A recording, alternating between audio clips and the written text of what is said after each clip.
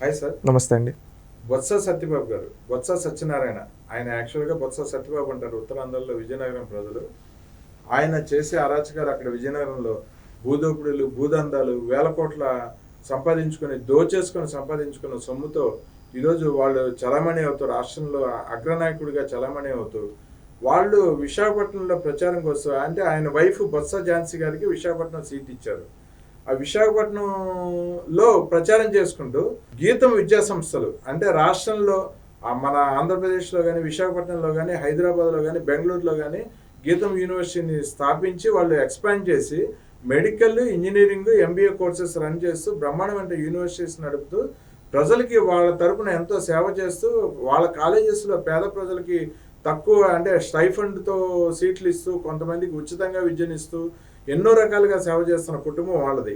మరో పక్కన విజయనగరం నుంచి వచ్చిన ఈ బొత్స సత్యనారాయణ ఏంటంటే ఆ విజయనగరంలో Sitham engineering college SITAM Sitham engineering college పెట్టి ప్రజల్ని దోచుకుంటూ పేదవాళ్ళకి కనీసం ఏ రోజు ₹1 ఫీజు తగ్గించడం కూడా చేయడు.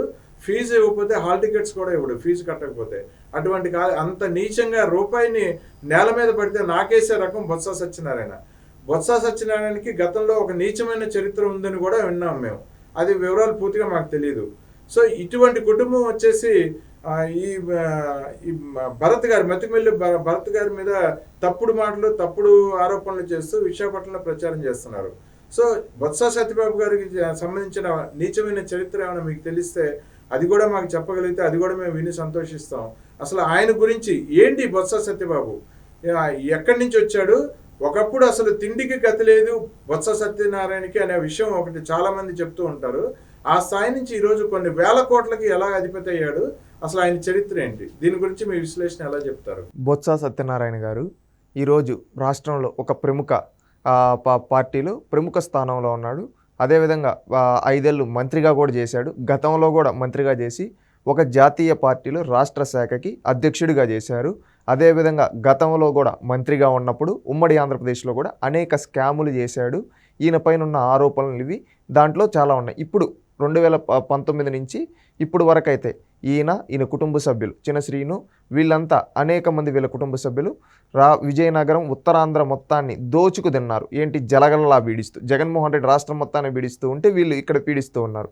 ఈరోజు వీళ్ళు రాజకీయాల్లో ఎవరు ఏ పార్టీ నుంచైనా నిలబడచ్చు, అది వాళ్ళ యొక్క వ్యక్తిగత అభిప్రాయం. కానీ ఇక్కడ భరత్ గారి గురించి మాట్లాడే స్థాయి బొత్స సత్యనారాయణ గారికి లేదు. బొత్స సత్యనారాయణ స్కాములు చేసి బతికినోడు. భరత్ గారు నీతిగా నిజాయితీగా ట్రస్టుల ద్వారా సేవలు చేసిన వ్యక్తి. భరత్ గారు ఒక ఉన్నత విద్యావంతుడు, 10 మందికి చేయూతనిచ్చిన వ్యక్తి. మెడికల్ క్యాంపులు కావచ్చు, అదేవిధంగా అన్నదానాలు కావచ్చు, అదేవిధంగా గీతం యూనివర్సిటీకి ఎంతోమందికి విద్యను ఇచ్చిన వ్యక్తి భరత్ గారు. రాజకీయాల్లో ఒక హుందాతనం కలిగిన వ్యక్తి. చదువుకొని ప్రజలకు సేవ చేయాలి, ప్రజలు మన్నలను పొందాలి, విశాఖను ఒక గ్రేటర్ విశాఖగా అభివృద్ధి చేయాలి అనే ఉద్దేశంతో భరత్ గారు రాజకీయాల్లోకి వచ్చి ఈరోజు దానికి తగ్గట్టుగా ఆయన ప్రజల కష్టాలు తెలుసుకుంటూ వాళ్ళలో ఒకడే మత్స్యకారులతో తెలుసుకోవడం, అదేవిధంగా చిన్న చిన్న షాపులు ఉండే వాళ్ళ దగ్గరికి వెళ్ళి తెలుసుకోవడం, ఈ విధంగా ఎన్నో వెళ్ళి తెలుసుకొని వాళ్ళ బాధలు తీర్చాలనుకునే నాయకుడు భరత్ గారు. ఈరోజు ఈ బొత్స సత్యనారాయణ చరిత్ర ఏంటి? ఏ రోజన్నా ప్రజల్లోకి వచ్చాడా? ఏ రోజన్నా ప్రజల్ని కలిశాడా? ఈయన ఏంటంటే ఎప్పుడు డబ్బుతో రాజకీయం చేద్దాం, డబ్బుతో చేద్దాం అనే మైండ్ సెట్లో ఉన్నాడు. ఈయన చరిత్ర ఏంటంటే ఈరోజు ఒక పాలేరుగా పనిచేసిన చరిత్ర బొత్స సత్యనారాయణ గారిది. పాలేరుగా అది శత్రుచర్ల విజయరామరాజు గారి దగ్గర ఒకప్పుడు వాళ్ళ కుటుంబం దగ్గర ఆయన అనేక సార్లు మంత్రిగా చేశారు, ఎమ్మెల్యేగా చేశారు. అలాంటి వాళ్ళ కుటుంబం దగ్గర పాలేరుగా పనిచేస్తూ ఉండి ఆయన ఆ రోజు ఏదో కొన్ని ఆస్తులు ఈయన పైన రాస్తే నార్మల్గా నమ్మకంగా ఉంటాడు అని చెప్పి రాస్తే అక్కడి నుంచి వచ్చేసి వాళ్ళపైనే ఎదిరించి అంటే వాళ్ళ దగ్గర నుంచి దొంగతనం కావండి వాళ్ళపైన రాసిన వాళ్ళ ఆస్తులు కూడా ఇవ్వకుండా ఈ విధంగా తీసుకొని బయటకు వచ్చేసి వాళ్ళపైనే రౌడీజం చేస్తూ ఈ విధంగా వాళ్ళపైనే పోటీ చేస్తూ ఈ విధంగా గెలిచి ఆ తర్వాత ఏం చేశాడు, అక్కడి నుంచి రౌడీయిజం మొదలుపెట్టాడు. ఎవరు వీళ్ళ కుటుంబ సభ్యులు ఇప్పుడు ఎవరు చిన్న శ్రీను వీళ్ళు ఉన్నారు కదా, ఇలాంటి వాళ్ళతో స్టార్ట్ చేసి రౌడీయిజం చేస్తూ గుండాయిజం చేస్తూ వాళ్ళ ఆస్తులు ఇంకా లాక్కొని వాళ్ళు ఏంటంటే నీతిగా నిజాయితీగా ఉన్న వ్యక్తులు, వాళ్ళకేంటంటే ఇలా చిల్లర పనులు చేయడం రాదు. అందుకని ఏమంటే వాళ్ళు పోతే పోయింది లేరా మనకు ఆస్తులు లెక్క కాదు గౌరవం అని చెప్పి వాళ్ళు నిలబడ్డారు. అదేవిధంగా వాళ్ళ విజయరామరాజు గారు కొడుకు కోడలకు కూడా గొడవలు పెట్టిన వ్యక్తి ఈ బొత్స సత్యనారాయణ. విడిపోవడానికి కారణం కూడా ఈ వీళ్ళే. ఈ విధంగా చేసిన నీచ బుద్ధున్న వ్యక్తి.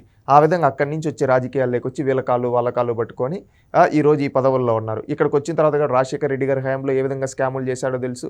ఆ రోజు ఎన్ని కంపెనీలు ఇక్కడి నుంచి వెళ్ళిపోయాయో తెలుసు. ఆ రోజు ప్రధానంగా కంపెనీలు వెళ్ళిపోయాయంటే ఈ బొత్స సత్యనారాయణని వోక్స్ వ్యాగన్ లాంటి కంపెనీ వెళ్ళిపోయాయంటే ఆ రోజు ఎంత పెద్ద ఇష్యూ అయిందో ఉమ్మడి ఆంధ్రప్రదేశ్లో ప్రతి ఒక్కరికి తెలుసు. దాంట్లో సిబిఐ కేసులు ఎదుర్కొంటున్న వ్యక్తి ఈయన. మళ్ళీ ఈ తర్వాత మళ్ళీ జగన్మోహన్ రెడ్డిని కూడా అనేక సందర్భాల్లో తిట్టాడు. విజయమ్మని తిట్టాడు.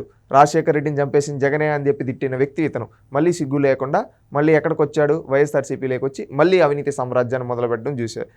ఈ విధంగా దిగజారిపోయిన వ్యక్తి ఈయన. భరత్ గారి గురించి మాట్లాడే స్థాయి కాదు ఈయన, పరిమితి కాదు. ఎక్కడైనా ఇలాంటివి మానుకుని హుందాతనంగా ఉండమండి బొత్స సత్యనారాయణ గారిని. నువ్వు సీనియర్ రాజకీయం నువ్వు ఏ విధంగా ఎదిగావో, నీ నీచ బుద్ధి ఏంటో విజయనగరం జిల్లా అక్కడంతా తెలుసు. ఈరోజు వైజాగ్కి వచ్చి మీరు ఒక్కరోజు ఒకరికి సహాయం చేసి, ఇప్పుడు మీ సీతం ఇంజనీరింగ్ కాలేజ్ ఉంది, ఆ ఇంజనీరింగ్ కాలేజ్ ఏ విధంగా దోచుకుంటూ ఉన్నారు? మొత్తం ఒక్క పేదవాడికన్నా కన్సెషన్ ఇచ్చావా? ఇవ్వలేదు. ఆ విధంగా దోచుకునే నువ్వు ఈరోజు భరత్ గారు లాంటి వ్యక్తులకి పోటీ కాదు. వీళ్ళు ఓడిపోబోతున్నారు మినిమం 1,00,000 ఓట్ల మెజారిటీతో. మినిమం వరస్ట్ కేస్ 1,00,000 ఓట్ల మెజారిటీతో ఝాన్సీ గారు ఓడిపోబోతున్నారు. ఈ విధంగా బొత్స సత్యనారాయణ కూడా ఓడిపోబోతుంది. ఆ ఫ్రస్ట్రేషన్లో ఈరోజు ఇక్కడికి వచ్చి దిగజారుడు మాట్లాడితే నీ డొల్లతనం అంతా బయటపడుతుంది, నీ పాలేరుతనం అంతా బయటపడుతుంది. నీ పాలేరు బుద్ధులు ఎక్కడన్నా చూపించుకో.